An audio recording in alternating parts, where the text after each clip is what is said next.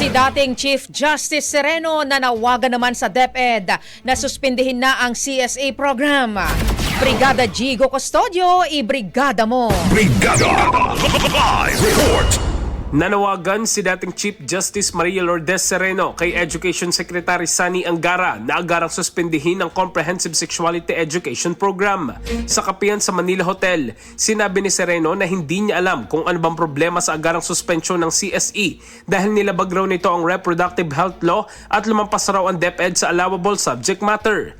Nasa ilalim daw ng kontrol ni Pangulong Marcos ang kalihim, kaya sa oras na ipasuspende ito ng Pangulo ay kailangan ng DepEd na sumunod. Kaya palaisipan kay Sereno kung bakit hindi ito masuspende dahil wala naman daw makakapigil sa DepEd kung agarang suspindihin ang programa.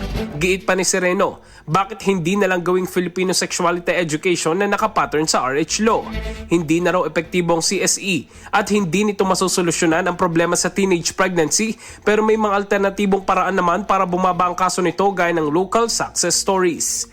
In the heart of changing lives, ito si Brigada Jigo Custodio ng 15.1 Brigada News of Manila, The Music News Authority. Rapido, Brigada Balita Nationwide. Ang bahaging ito ay hatid sa atin ng Maxan Mangosteen Santon Coffee. Max Healthy, Max Sarap.